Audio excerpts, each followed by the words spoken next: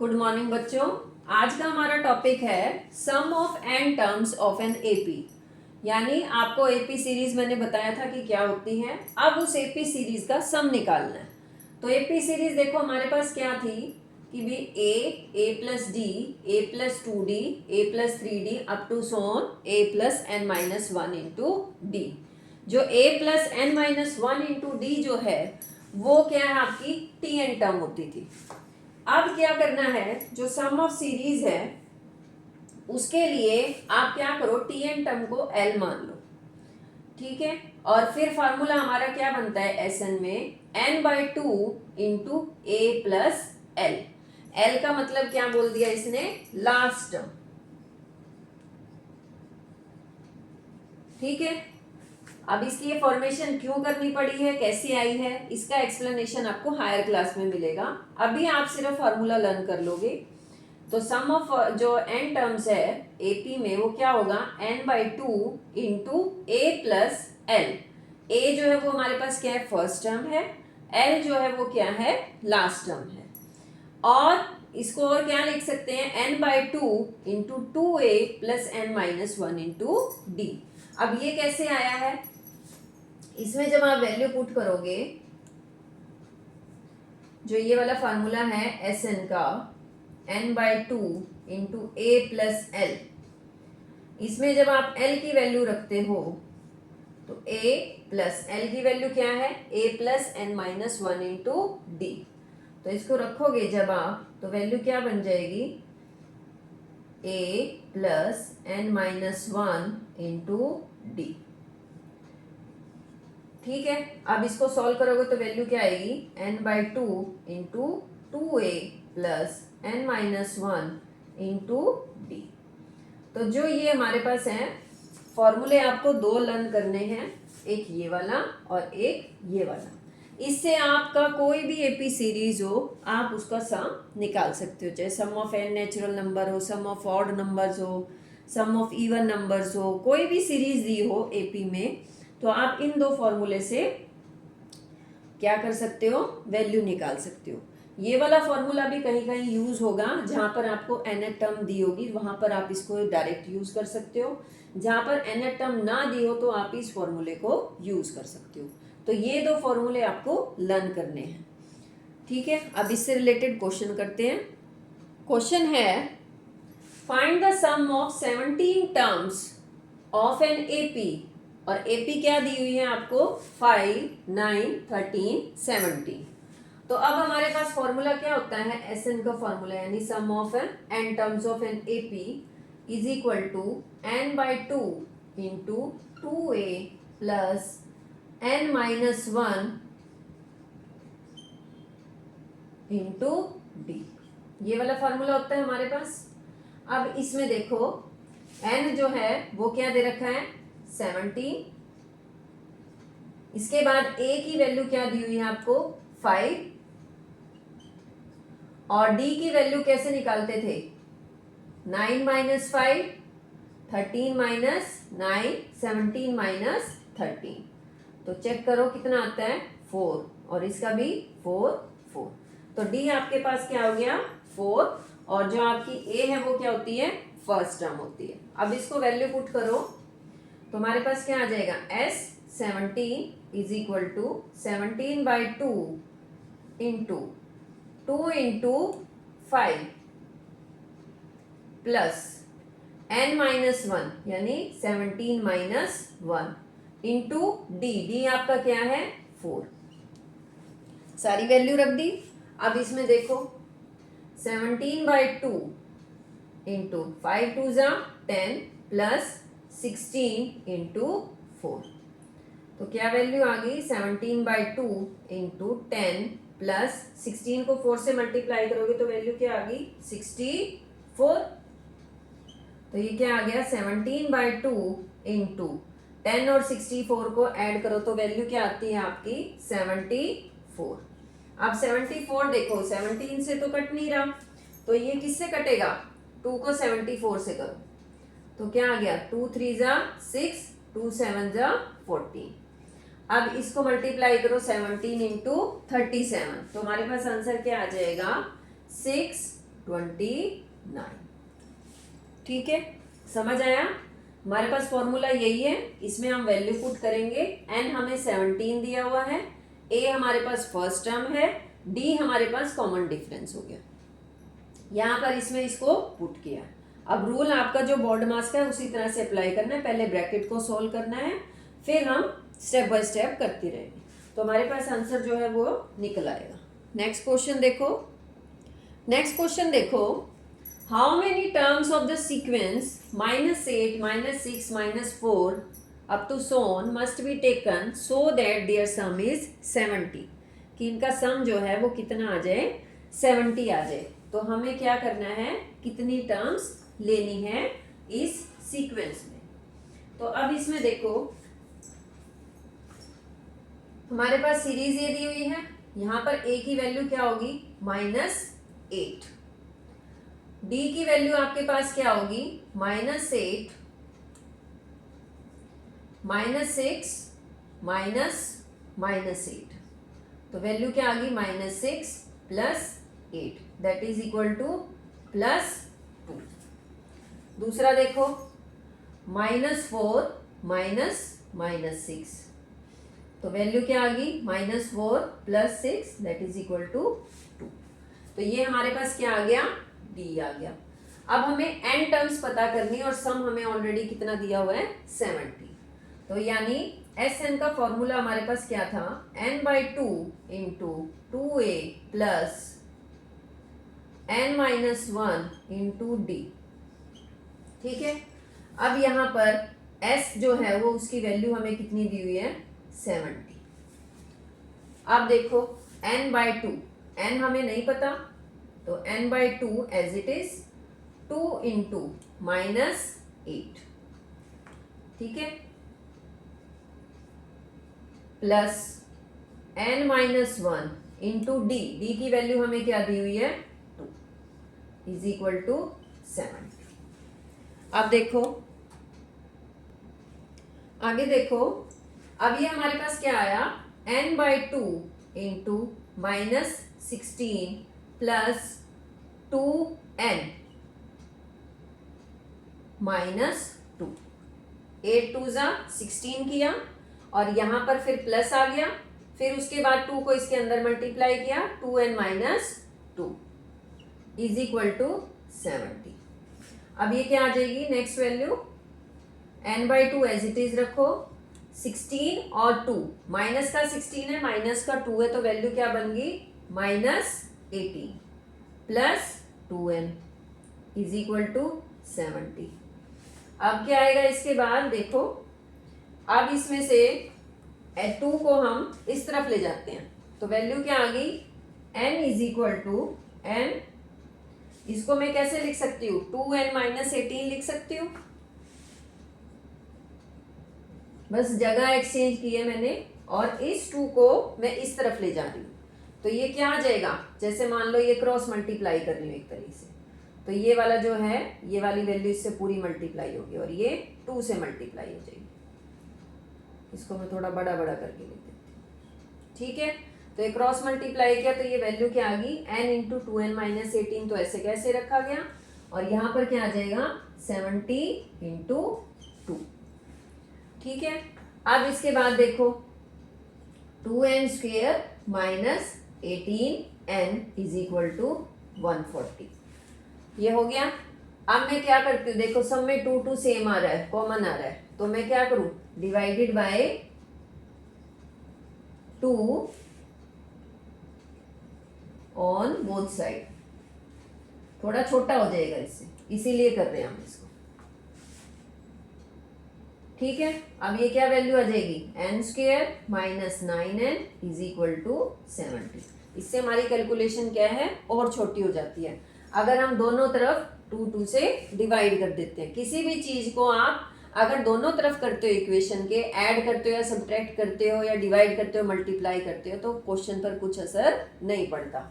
तो अब इस 70 को इधर ले आओ, -9n - 70 इज इक्वल टू 0। अब इसके देखो, इसको मिडल टर्म स्प्लिट करते हैं, तो हमारे पास क्या आ जाएगा,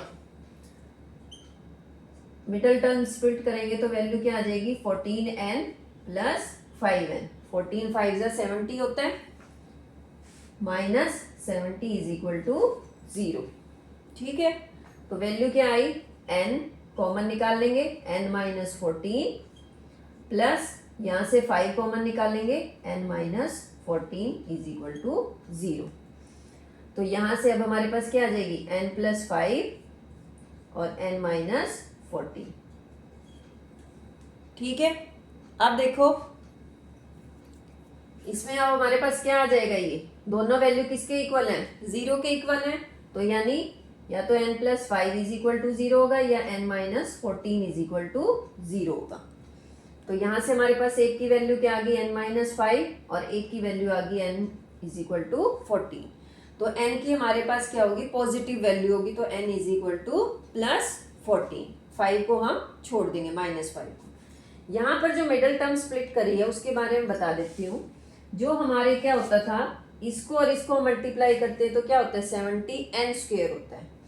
तो 70n स्क्वायर है। अब हमें ये पता करना है कि शॉर्ट ट्रिक क्या है कि भी हम इसके जो मिडल टर्म है वो स्प्लिट आसानी से कर सकें। तो जब आप इन दोनों को मल्टीप्लाई करते हो, फर्स्ट टर्म को और लास्ट टर्म को, तो जो आपका मल्टीप्लीकेशन आता है, मान लीजिए अब इसमें आ रहा है 70, तो हम उसके फैक्टर निकालते हैं।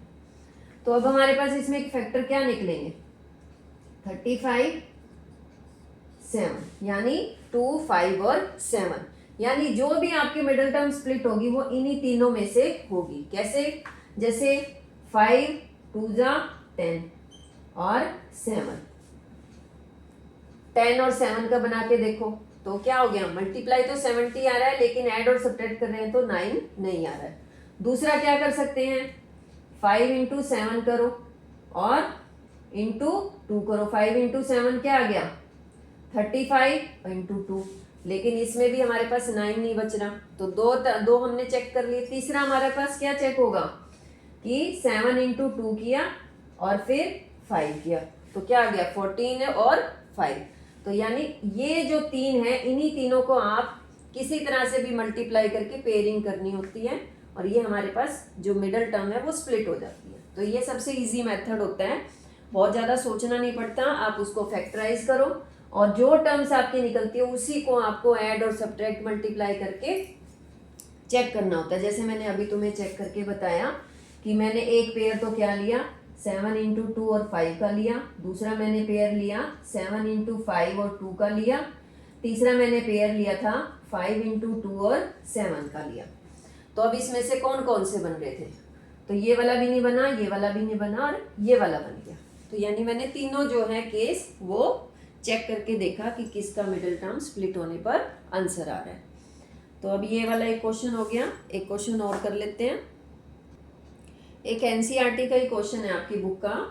How many 2 digit numbers are divisible by 3, what is the sum of all these 2 digit numbers.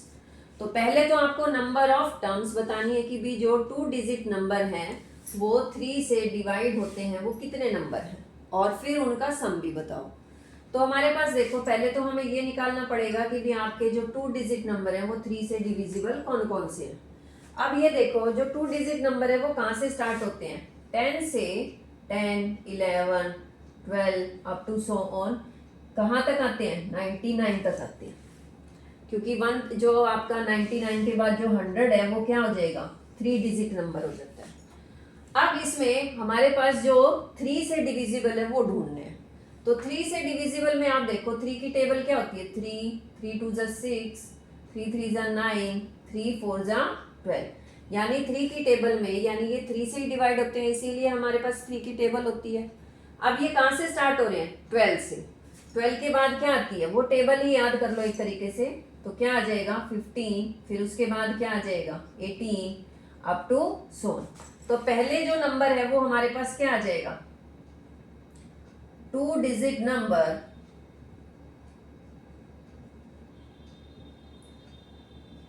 numbers that are divisible by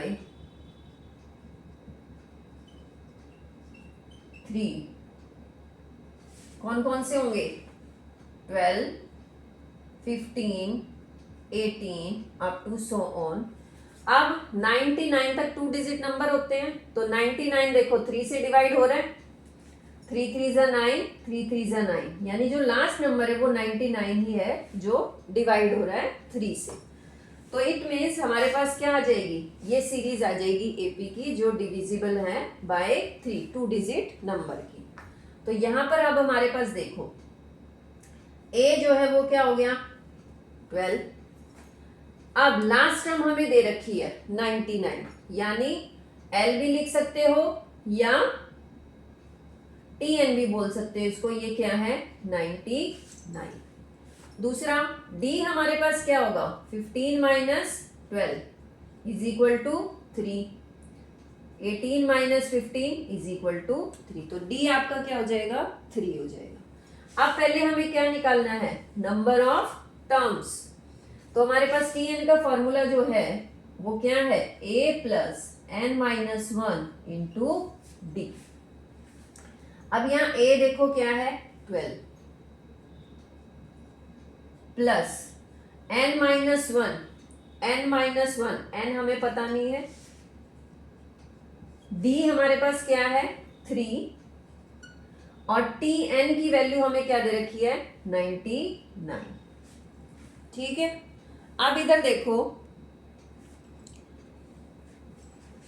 solve करो इसको, 99 is equal to 12 plus 3n minus 3। 99 is equal to 12 minus 3 कितना आ गया 9 plus 3n। अब इस 9 को इस तरफ ले आओ तो वैल्यू क्या आ गई 90 इज इक्वल टू 3n। तो 90 by 3 is equal to n। तो हमारे पास वैल्यू क्या आ रही है, एक सेकेंड क्या गलती की है हमने, यहां पर जो हमारे पास ये n की वैल्यू है 12 माइनस 3 इज इक्वल टू 9 आएगा। ठीक है, तो n हमारे पास क्या आ जाएगा, 3 को आप इससे डिवाइड करो तो वैल्यू क्या आ गई हमारे पास 45, 3 3 ज़ा 9, 0 30 आ गई। तो जो हमारे पास n है वो हमारे पास कितना आया है 30। अब आगे करते हैं, अब आगे देखो, अब हमें क्या निकालना है, यहाँ से n की वैल्यू तो 30 आ गई है। अब हमें क्या पूछा उसने, what is the sum of all these 2 digit number. तो अब हमें क्या निकालना है, Sn निकालना है। अब Sn जो है वो क्या है, n की वैल्यू क्या है 30, यानी S 30 निकालना है। अब S 30 निकालना है। अब मैंने 2 फॉर्मूले बताए थे आपको कि एक तो था n by 2 into 2a plus n minus 1 into D, और दूसरा मैंने बताया था n by 2 into a plus l। ये मैंने जब बताया था कि भी अगर आपके पास लास्ट टर्म ना दी हो तो आप ये वाला यूज़ कर लो, अगर लास्ट टर्म दी है तो आप ये वाला यूज़ कर लो। अब इसमें क्या, आप इसमें भी सॉल्व कर सकते हो इसको आराम से, n की वैल्यू आपको पता है, आप इसमें पुट करोगे तब भी आंसर आ जाएगा, कोई दिक्कत नहीं है, मैं दोनों तरीके से बता सकती हूँ। आप इसमें भी पुट करोगे तब भी आंसर आ जाएगा। तो अब हम इसमें करके देखते हैं। देखो पहले मैं इसी में करके दिखा देती हूँ। यहाँ पर हमारे पास n की वैल्यू क्या है 30 बाई 2 इंटू ए की वैल्यू क्या है 12, और L जो है वो मैंने क्या बताया था कि जो लास्ट टर्म होती है उसको हम क्या बोलते हैं L बोलते हैं। तो ये हमारे पास क्या है 99। तो वैल्यू क्या आ जाएगी, अब 2 से आप इसको कट कर सकते हो तो वैल्यू क्या आ गई 15। तो हमारे पास वैल्यू क्या है ये 15 इंटू 99 प्लस 12, वैल्यू कितनी आ गई हमारे पास ये 1, 9 और 2 11, 9 और 1 10 और 11, एक कैरी हो गया। तो अब इसको मल्टीप्लाई करो तो वैल्यू क्या आती है हमारे पास 1665। ठीक है, ये तो हो गया a प्लस एल के तरीके से। मान लो आप भूल जाते हो उस फार्मूले को, आपको यही फार्मूला याद है n by 2 into 2a plus n minus 1 into d, तो आप इस तरीके से भी सॉल्व कर सकते हो। जैसे मैं आपको ये करके दिखा देती हूँ यहाँ। तो हमारे पास वैल्यू क्या आ जाएगी, कितनी आई थी n की वैल्यू 30, तो हमारे पास क्या आएगा 30 बाई 2 इंटू 2 इंटू a ए की वैल्यू क्या थी हमारे पास 12 प्लस n माइनस वन यानी 30 माइनस वन इंटू डी यानी 3। ठीक है, इस तरीके से भी हमारा क्वेश्चन निकलाएगा। तो वैल्यू क्या आ गई यहाँ पर, ये इससे इसको कट किया तो वैल्यू क्या आ गई 15, 30/2 कट करके क्या आ जाएगा 15 और 2 इंटू 12 कितना आ जाएगा 24 प्लस 30 माइनस वन कितना होगा 29 इंटू 3। ठीक है, अब बॉड मास का रूल अप्लाई करना है आपको। तो यहाँ पर हमारे पास क्या वैल्यू आएगी 15 इंटू 24 प्लस 3 9 ज़ा 27, 3 2 ज़ा 6, 6 और 2 8। तो वैल्यू क्या आ गई 15, वैल्यू क्या आई है 15 इंटू 7 और 4 11, 8 और 2 10 और एक कैरी हुआ तो कितना आया 11। देखो सेम आ गया। बाय चांस आप ये वाला फॉर्मूला भूल जाते हो तो आप इस तरीके से भी इसको कर सकते हो। तो हमारा इसमें भी क्या आंसर आ रहा है 165। तो कोई भी फॉर्मूला यूज करो आंसर आपका सेम आएगा। इसमें ये आसानी रहती है, आपको इतनी ज़्यादा कैलकुलेशन नहीं करनी पड़ी, सिंपल हो गया। ए यानी first term plus last term हो जाएगा इसमें। अगर लास्ट टर्म आपको गिवन है तब यूज हो सकता है, अगर लास्ट टर्म नहीं दी हुई है तो आप ये फॉर्मूला यूज करोगे। ठीक है, आज के लिए इतना ही, बाकी क्वेश्चन हम कल करेंगे।